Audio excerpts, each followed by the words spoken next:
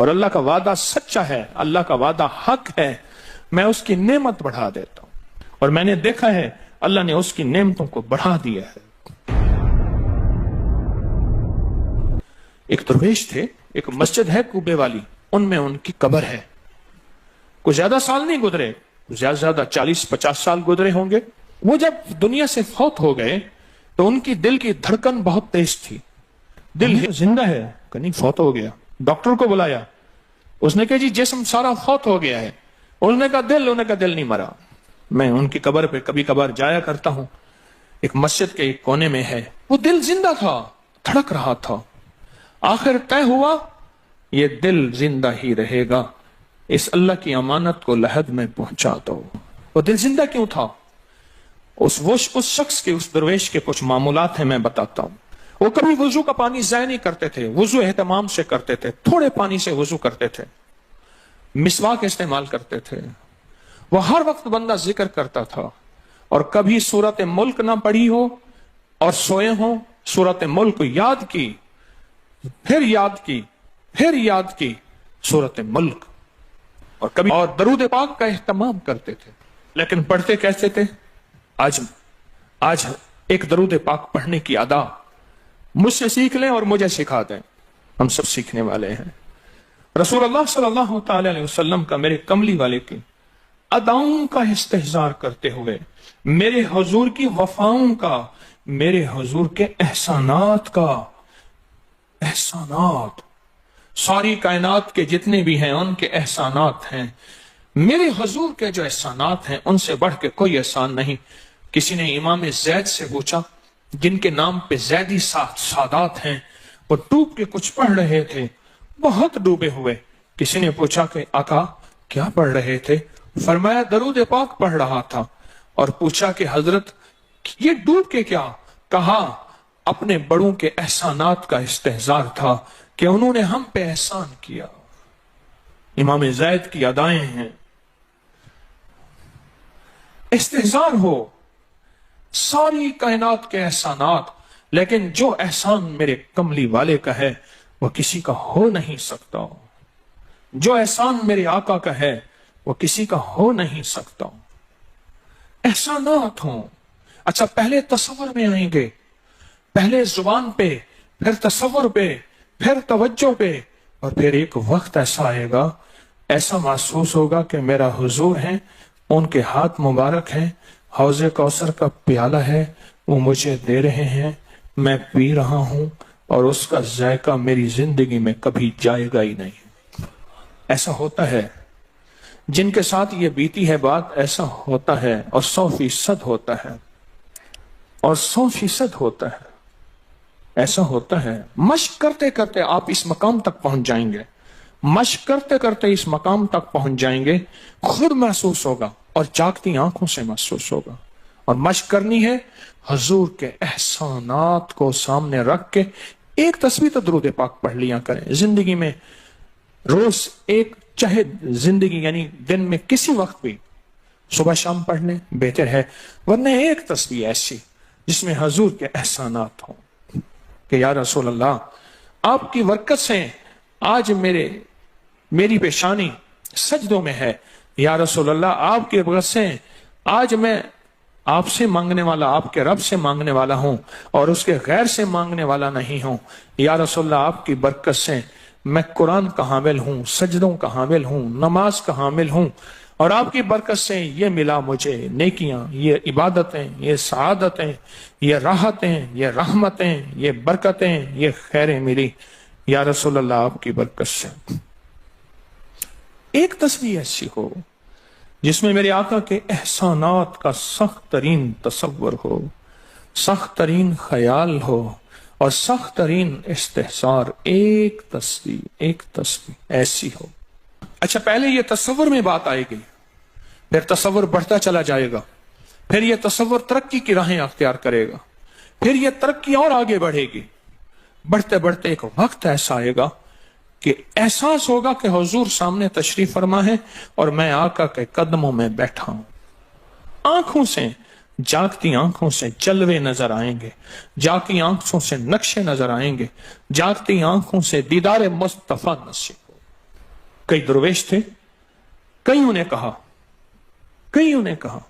हमारे लाहौर में शादरा है, वहां एक साहब थे, किसी दरवेश के पास गए, उसने कहा जी मुझे हजूर का दीदार करा दे। फरमाया आंखें बंद कर। आंखें बंद करके तो उस दम उसकी झटके से आंखें खोली, कहा अल्लाह की कसम मैंने हजूर का दीदार कर लिया। जागती आंखों से आप एक आज फैसला करें, एक तस्बीह दरूद पाक की पढ़ें, सुबह शाम पढ़ें, 12 तस्बीहां पढ़ें, 16 पढ़ें, 100 पढ़ें, 1000 पढ़ें, लाख पढ़ें रोजाना, लेकिन एक तस्बीह ऐसी हो जिसमें हजूर के एहसानात, हजूर की शफकतें उम्मत पे, हजूर की मोहब्बतें उम्मत पे, मेरी कमली वाले की अताएं, शफकतें, मेहरबानियां, कमालात, एहसानात, उसका तसव्वुर करते हुए पढ़ेगा। पहले तसव्वुर नहीं जमेगा, फिर आहिस्ता आहिस्ता आहिस्ता आहिस्ता यह तसव्वुर तवज्जो में तब्दील होगा, तसव्वुर तवज्जो में तब्दील होगा, फिर यह तवज्जो ध्यान बन जाएगा, फिर ध्यान एतकाद बन जाएगा, ईकान कहते हैं जिसे, फिर ईकान यकीन की शक्ल अख्तियार करेगा। जब यकीन बनेगा ना, फिर ऐसे अल्लाहुम्मा सल्ली अला पढ़ेंगे और सल्ले अला के सारे नक्शे सामने आ जाएंगे, सल्ले अला के सारे नक्शे सामने आ जाएंगे, सारी कैफियतें सामने आ जाएंगे। ऐसे लोगों को सुनो जो फायदा होता है वो तय्युल अर्ज हासिल हो जाता है, ऐसे लोगों को तय्युल अर्ज हासिल हो जाता है। तय्युल अर्ज ये है कि अल्लाह के बाज़ औलिया बंदे ऐसे हैं, वो पहला कदम उठाते हैं तो दूसरा कदम 1400 मील का होता है। पहला कदम के बाद जब दूसरा कदम, वो 1400 मील का। तय्युल अर्ज की आज मैंने आपको बुनियाद बता दी, वो मेरे आका की मोहब्बतें और मेरे आका के एहसानात और मेरे कमली वाले के एहसानात का तसव्वुर करके इस्तेहज़ार कल्बी, इस्तेहज़ार लिसानी, ये पढ़ के दरूद पाक पढ़ें, जुबान से दरूद पाक पढ़ें कबूल, बेदिहानी से पढ़ें कबूल। दरूद है ही ऐसी इबादत, बेतवज्जी से पढ़ें कबूल, मसरूफ जिंदगी में पढ़ें कबूल, वजू पढ़ें कबूल, बेवजू पढ़ें कबूल। पर एक तस्बीह कोई ऐसी भी पढ़ के देख लें जो मेरी आखिरत का सामान बन जाए, और दुनिया में मरने से पहले अल्लाह मेरे दिल की आंखें खोल दे, चेहरे की तो खुली हैं, अल्लाह दिल की खोल दे। हाँ, दिल की आंखें जिसकी खुल जाती हैं वो जिंदगी में कामयाब, दुनिया में कामयाब, इज्जतों के ताज, शान और शौकत के ताज, जिसकी दिल की आंखें खुल जाती हैं वो नामुराद भी है ना तो बामुराद हो जाता है। और जो बंदा हजूर के एहसानात के साथ एक तस्बीह दरूद पाक की पढ़ेगा वो नामुराद से बामुराद होगा। और बामुराद कैसे होगा, जरा गौर से सुने। बामुराद कैसे होगा, जरा गौर से सुने। बामुराद ऐसे होगा, बामुराद ऐसे होगा कि अल्लाह पाक अगर उसकी पेशानी पे बदबख्ती, शकावत, जिल्लत, लानत लिखी है, अल्लाह दरूद पाक इस्तेहज़ार से पढ़ने की बरकत से उसकी पेशानी पे रहमत, अता और शफकत, मेहरबानी, मोहब्बत और करम लिख देता है। एक तस्बीह ऐसी पढ़ लें जिस एक तस्बीह पे इस्तेहज़ार हो, दिल की कैफियतें, दिल की गहराइयां हो, जिस एक तस्बीह पे। उस एक तस्बीह के बाद फिर आप अपने वजूद को देखें। एक फायदा और होगा, जो जिन्होंने यह अमल किया उन्होंने बताया। एक फायदा और होगा, वो फायदा यह होगा कि जिस्म हवाओं में तहलील हो जाएगा, ये वजूद खत्म हो जाएगा, ये जो मौजूदा वजूद है। देखें, आप जो ख्वाब देखते हैं ना, वो भी आपका वजूद होता है, वो रूह की दुनिया का वजूद होता है, यानी तन और मन की दुनिया का वजूद है। इस वजूद को फना है, रूह की दुनिया के वजूद को फना नहीं है, बका है। फिर आपको रूह की दुनिया का वजूद मिलेगा, और रूह की दुनिया का वजूद फिर कायनात की सैर करेगा और कायनात के जलवे देखेगा, कायनात के मजाहिर और मंजर देखेगा। फिर आप जुबान पे नहीं ला सकेंगे कि लोगों के बर्तन छोटे हैं। और फरमाया फिर ये शख्स अपने आप को छुपाएगा ऐसे जैसे कोई नापाक कपड़े को छुपाता है, अपने ऐबों को जो छुपाता है, ऐसे अपनी इस विलायत को छुपाएगा। एक तस्बीह से इब्तदा होती है, एक तस्बीह से। मेरे शेख रहमतुल्लाह अलैह ने मुझे 1984 में बैत फरमाया और इस एक तस्बीह के पढ़ने की तरतीब फरमाई। اللہ کرے مجھے بھی مل جائے. مشق کریں, محنت کریں, ایک تسبیح ایسی مل جائے درود پاک کی جو میرے وجود کے اندر کے سارے نظام کو دھو دے, میرے من کو, میرے تن کو دھو دے, میرے جذبوں کو دھو دے, میری آنکھوں کو, میرے کانوں کو دھو دے, میرے ہاتھ پاؤں کو دھو دے, میری ناپاک تنہائیوں کو دھو دے, اور ایسا دھو دے کہ جب اللہ کے حضور حاضر ہوں جیسے میرا کفن سفید ہو ایسے میرا دل بھی سفید ہو, سیاہ نہ ہو. یہ ایک تسبیح میری زندگی میں, ایک تسبیح ایسی ہو.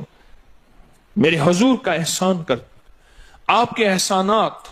اللہم صلی علی محمد و آل محمد, اللہم صلی علی محمد کما تحب و ترضی لہ, اللہم صلی علی محمد بعدد کل دائن و دوائن وبارک وسلم. کوئی بھی درود, مسنون درود ہے, اسے پڑھیں, ایک تسبیح پڑھیں, پر پڑھیں ایسے. اور میں یہ نہیں کہتا کہ صرف ایک ہی پڑھیں, یہ میں ابتدا بتا رہا ہوں, یہ ابتدا بتا رہا ہوں.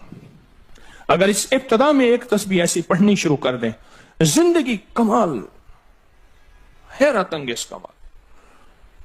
ٹینشن کا علاج آخری درجے کا, ذہنی دباؤ تناؤ کا علاج, ہائی بلڈ پریشر کا علاج, لا علاج بیماریوں کا علاج, الجھی ہوئی زندگی کا علاج, ناممکن مسائل کا علاج اور پریشانیوں کا علاج, دکھوں کا علاج, مسئلوں اور مشکلوں کا علاج, ایک تسبیح دھیان سے پڑھی ہوئی.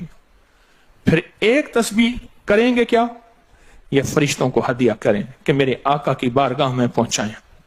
نیک زمزم کی روحیں ان کو ہدیہ کریں, میرے آقا کی بارگاہ میں پہنچائیں. اور اللہ کے نیک ولیوں کو, صالحین کو ہدیہ کریں, اور نیک جنات کو ہدیہ کریں. ہاں, یہ ایک تسبیح ہدیہ کریں. فرمایا کتابوں میں ہے جتنی بھی نیک روحیں ہیں اس دنیا میں, کائنات میں جہاں بھی وہ بندہ فوت ہوتا ہے, ہر نیک روح, جنتی روح زمزم کے کنویں میں اس کا قیام ہے, اس کا مسکن, اس کا قیام زمزم کے کنویں میں ہے. اور جتنی بھی بدکار روحیں ہیں وہ دنیا میں جہاں بھی مرے, ان کا قیام برہوت ایک کنواں ہے جو یمن میں ہے, اس کنویں میں ان کا قیام ہے. حضرت شیخ الحدیث نے اپنی کتاب میں لکھا رحمت اللہ علیہ نے, فرمایا کہ ایک شخص تھا امانتیں رکھتا تھا, لوگ امانتیں اس کے پاس رکھتے تھے. ایک شخص امانت رکھ کے اس کے پاس سفر میں گیا, عرصے کے بعد آیا تو وہ فوت ہو گیا تھا. بیٹا امانت دینے سے انکاری تھا, پریشان ہوا, مکہ کے درویشوں کے پاس گیا کہ کیا کروں. فرمایا رات کے آخری پہر میں زمزم کے کنویں پہ جا اور آواز دے اس شخص کو جو امانتیں رکھتا تھا, تجھے پہلی آواز میں جواب دے گا اور تجھے بتائے گا کہ تیری امانت کہاں ہے. رات کے آخری پہر میں گیا, سلام کیا, اس شخص کو آواز دی, آواز نہ آئی, پھر آواز دی, جواب نہ آیا, پھر 3 بار, آخر واپس آیا. صبح درویشوں کے پاس پھر گیا, کہنے لگے انا للہ و انا الیہ راجعون. لگتا ایسے ہے کہ وہ زمزم کے کنویں کی روح نہیں ہے, لگتا ہے کسی خطا کی وجہ سے کسی پکڑ میں ہے. جاؤ یمن میں برہوت کے کنویں پہ, وہاں جا کے آواز دو. وہ پھر سفر کرتے ہوئے برہوت کے کنویں میں گیا, رات کے آخری پہر میں آواز دی تو پہلی آواز میں جواب ملا, تیری امانت موجود ہے اور وہ تیری امانت فلاں جگہ پڑی ہے, اس کو کھود کے نکال لے. اور پوچھا آپ یہاں کیسے؟ کہا کہ بس کوئی عمل ایسا ہو گیا تھا جس عمل کی وجہ سے میں اس وقت بدکار روحوں کے ساتھ ہوں. جتنے بھی نیک روحیں ہیں پوری کائنات میں, ازل سے لے کر ابد تک, آخری دم تک, آدم سے لے کر آخری دم تک, جتنی بھی نیک روحیں ہیں وہ ساری نیک روحیں, وہ ساری نیک روحیں زمزم میں رہتی ہیں. جو درود پاک پڑھیں, جو نفلی عبادات پڑھیں, جو تسبیحات پڑھیں, جو ذکر کریں, جو ہدیہ صدقہ کریں, وہ کیا کریں, سارے فرشتوں کو پہلے ہدیہ کر دیں, فرشتوں کو ہدیہ کر دیں. ان میں وہ فرشتے بھی موجود ہوں گے جو میرے حضور کے روزے پہ جائیں گے. صبح فجر کے بعد فرشتے جاتے ہیں, فرشتے فجر سے لے کر عصر تک فرشتے درود و سلام میرے حضور کے روزے پہ پڑھتے ہیں. پھر ڈفٹیاں تبدیل ہوتی ہیں, پھر عصر سے لے کر فجر تک اور فرشتے آتے ہیں. اور یہاں تک روایات میں آتا ہے کہ جو آج فرشتوں کی ذمہ داری لگی ہے, خدمت لگی ہے, پھر وہ قیامت تک ان کی خدمت پھر نہیں آئے گی اور وہ پچھتاتے رہیں گے۔ اتنے فرشتے اللہ نے بنائے ہیں، جو بھی درود پاک پڑھیں اور اس کے علاوہ عبادات جتنی بھی کریں، وہ ساری عبادات فرشتوں کو ہدیہ کریں، وہ ساری عبادات نیک روحوں کو ہدیہ کریں جو زمزم کے کنویں میں رہتی ہیں، اور ساری عبادات فرشتوں کو، روحوں کو اور جنات کو ہدیہ کریں، اور ان سے کہیں کہ اللہ سے دعا کریں اللہ میرے یہ کام بنا دے۔ پھر کام بنتے دیکھیں، پھر مسائل حل ہوتے دیکھیں، پھر ناکامیاں ختم ہوتے دیکھیں، پھر حالات کو انشاءاللہ سنورتا دیکھیں، سنورتا دیکھیں، سنورتا دیکھیں۔ بہت میں نے طاقتور وظیفہ، بہت طاقتور عمل اور بہت طاقتور ایک کنجی اور ایک راز دے دیا آپ کو۔ بہت عجب عمل ہے، بہت طاقتور اور بہت حیرت انگیز عمل ہے، جو میرا نہیں، صدیوں سے آزمودہ ہے، صدیوں سے آزمودہ ہے۔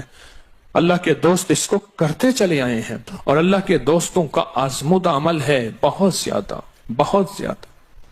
پر ایک تسبیح ایسی ہو جو توجہ، جو احسانات کا تصور کر کے، جو میرے کملی والے کے احسانات کا تصور کر کے، تصور کر کے، تصور کر کے، احسانات کا تصور کر کے، کوئی ایک تسبیح ایسی ہو ڈوب کے، یا اللہ دنیا میں ایسی جگہ کوئی کہیں ہوتی، یا اللہ دنیا میں ایسی جگہ کوئی کہیں ہوتی، اکیلے بیٹھے رہتے یاد تیری دل نشیں ہوتی۔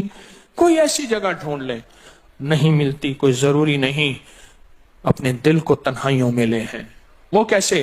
دنیا کے مشغلوں میں ہم باخدا رہے، دنیا کے مشغلوں میں ہم باخدا رہے، سب کے ساتھ رہتے ہوئے سب سے جدا رہے، سب کے ساتھ رہتے ہوئے سب سے جدا رہے۔ کوئی لمحہ ایسا اپنے آپ کو تنہا کر لیں، کوئی لمحہ ایسا اپنے آپ کو فارغ کر لیں، کوئی لمحہ ایسا اپنے آپ کو تنہائی میں بٹھا کے نا ایک تسبیح درود پاک کی، اور تسبیح نہیں ہے یہ انگلیوں کے نشان تسبیحیں ہیں۔ یہ پھر تسبیح بھی جہاں گواہی دے گی وہاں قیامت کے دن یہ انگلیاں بھی گواہی دیں گی۔ پھر یہ تسبیح ہدیہ کریں، رشتے ٹوٹ پڑتے ہیں اس درود پاک کے ہدیے پہ۔ کیوں؟ ان کی غذا ہی نور ہے، اور درود نور ہے۔ ان کی غذا ہی نور ہے اور درود نور ہے۔ ان کی غذا ہی یہی برکت ہے اور درود برکت ہے۔ ان کی غذا ہی خوشبو ہے اور درود خوشبو ہے۔ ان کی غذا بھی یہی ہے۔ ایک تسبیح ایسی ہو جس پہ آپ دیوانے ہو جائیں۔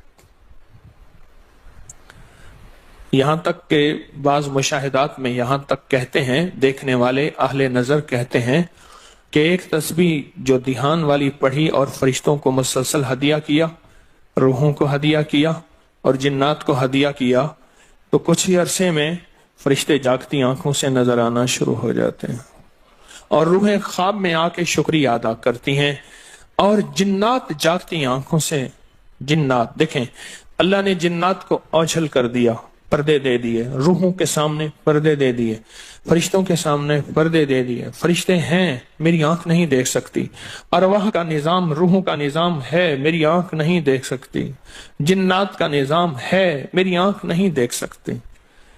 اللہ پاک پھر پردے ہٹا دیتے ہیں، رخ سے پردے ہٹے، رخ سے پردے ہٹے، طور جلنے لگا، میرے ساقی کا مجھ پہ کرم ہو گیا، میرے ساقی کا مجھ پہ کرم ہو گیا۔ یہ ایک تسبیح آج کا سبق ہے، کملی والے کی محبتوں کا سبق ہے، ایک تسبیح۔ درود پاک وہ عبادت ہے جس عبادت کے کرنے والا کبھی محروم نہیں رہتا، اس عبادت کو پڑھنے والا کبھی محروم نہیں رہتا۔ درود پاک وہ عبادت ہے، ہر عبادت کے لیے اخلاص کی ضرورت ہے، مخلص ہونا ضروری ہے۔ ہر عبادت کے لیے، ہر عبادت کے لیے اخلاص اور مخلص ہونا ضروری ہے، لیکن درود وہ عبادت ہے جس کے لیے مخلص ہونا بھی ضروری نہیں۔ اگر کوئی بندہ دکھاوے کی نیت سے درود پڑھتا ہے تب بھی قبول ہے، قبول ہے، قبول۔ لیکن مومن کبھی دکھاوے کی نیت سے پڑھ ہی نہیں سکتا. مومن کے اندر تو للہیت اور اخلاص ہوتا ہے اور اللہ کی رضا ہوتی ہے. مومن کبھی دکھاوے کی نیت سے درود نہیں پڑھتا.